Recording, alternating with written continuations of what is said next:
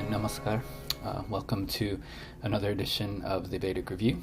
And today I'm going to introduce another text that's still a little close to my path, but definitely not something I have a direct experience with. However, I do have a lot of reading. This particular author and this path, it's another kind of modern Shaktipat path with pretty deep roots, but a little different take on things, but nonetheless some very interesting writing that's probably under the radar of more popular sects in this book. However, a lot of people that I talk to and discuss in different circles, anybody who's read this book, which is it's actually a series of 3 different books called Churning of the Heart, Volume 1, 2, and 3, have been really deeply moved, deeply touched, and have really gotten a lot out of this series.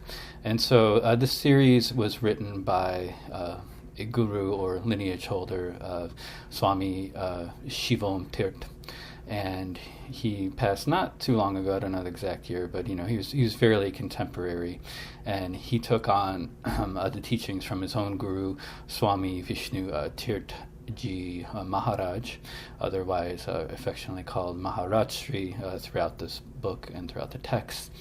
And and so this series envelops Swami Shivom Tirtha's experiences. He was a householder, he was a common man, very spiritual throughout his life, and when he was a little older, he did eventually go to his guru's ashram, and this series details him going to the ashram and eventually taking over this lineage from his guru, and details his guru's passing, and this whole series of events leading through that whole kind of transformation and process. So it's a pretty extensive series being told in 3 volumes, but it gives a lot of details and a lot of ins and outs within the spiritual path. And so, this first volume is primarily him coming to the ashram, dealing with devotees, and as the series progresses, it gets deeper into his story and his unfoldment with his guru, getting into all sorts of interesting stories. His guru had a lot of access in the subtle planes and tells all sorts of interesting stories about communing with subtle masters, and even gets into some bits about ancient Egypt and some of the spiritual paths from there, actually, which I haven't really come across a lot in other Indian kind of texts. But he talks about the high nature of the beings there, and a certain higher being from Egypt that he would interact with. And so it's got a lot of interesting points like that you don't often see. But one of the really novel things, or one of the most interesting things that I find in this series, is that it's told from a disciple's point of view. So a lot of times when we're reading spiritual memoirs, it seems to either be these stories of these great enlightened sages with masterful control over the forces, which this text does get into, because it gets into his dealings with his guru, who was very high being, but we often see these kind of memoir pieces of individuals on a path, and with different forms of death. But in this text, it's kind of a combination of both, because Swami Shivom Tirtha, he was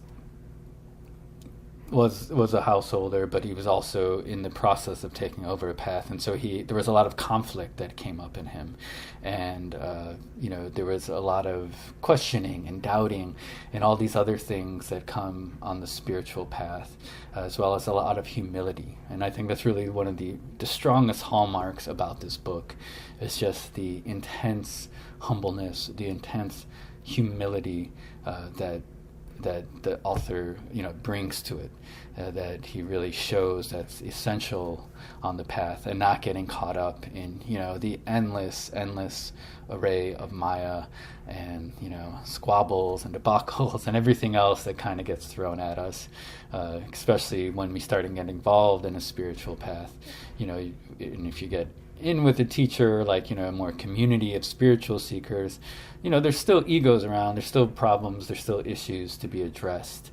And so he really shows a way to just try to not how to not be affected by all that, to really keep focused on the sadhana, on the teachings, he keeps going back to his guru's words, keeps answering his guru, asking his guru's questions, getting clarifications, to not get so tangled up in that.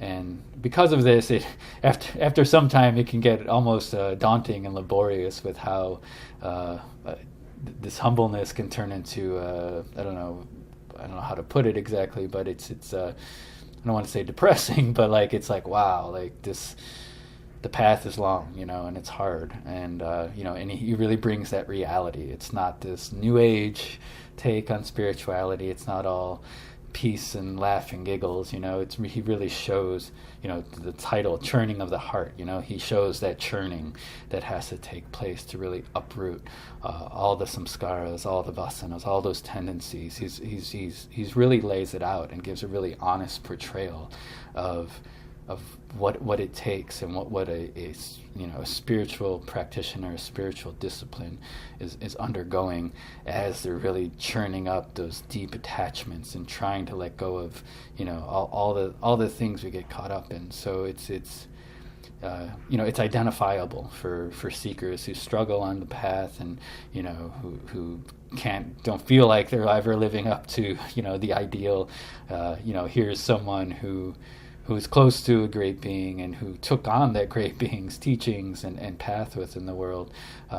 Yet, he's showing how human he is. He's showing how it's okay to struggle.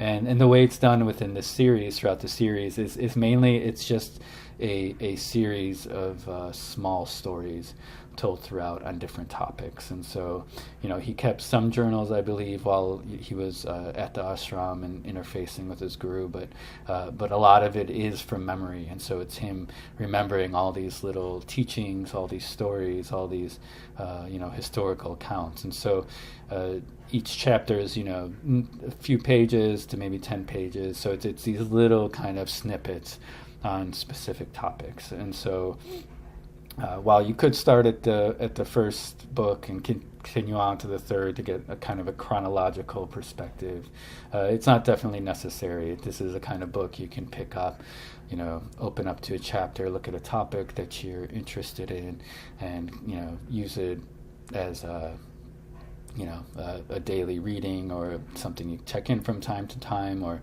you need reminders, or you can read all the way through. And I've used it in both ways. When I first got it, I was like, wow, this is great. And then I got all three and read through the whole series. But then recently, I've been revisiting it because there's so much in there, and so many teachings and little hints in the sadhana. So now sometimes when I go on retreat, I'll bring the series, and I'll literally just open up to a page, and there will be something there that I was reflecting on that I needed some clearance or guidance in. So it's worked like that for me too, where I get spot on kind of some insight into the process I'm going in during the time. And so it's both the first volume as well as the other two volumes, if you want to pick them up. If you like the first one, you'll love the other two. So if you didn't like the first one, don't go on to the other two. But I found this book very useful. Once again, too, it is kind of a modern path. I think they're a little more off the radar. They're more based within India. Some people close to our path has brought out Swami Shivom Tirtha to the U.S. in the past a few times before he passed, and so there might be some disciples floating around here. I'm not totally clear on who the new holder is, but that practice was passed on to someone else, and so the practice does carry on. But if you read some of these they have a lot of other he wrote a lot of other texts too, which maybe I'll look at sometime in the future. But one of them is, it talks about, the birth of their own, or the resurgence of their own kind of lineage out of the shadows of, little local tradition and, saints nobody's ever heard of coming up, bubbling through the surface. He's wrote a nice commentary on the Guru Gita and a few other kind of texts, as well as his own gurus written. And gurus in this lineage have written some good texts on Shaktipat as well, and just energy and whatnot. So definitely a little more of I would say maybe some scholarly tradition there, but lots of good stuff to look into. And I'll leave a link below to if you want to check it out and get in touch with this book, this text. And once again, if you have questions on the book, I can share what little I know about it, any details on there. And thanks for listening, and let me know if there's something you want me to look at, and hope you're well. Namaskar.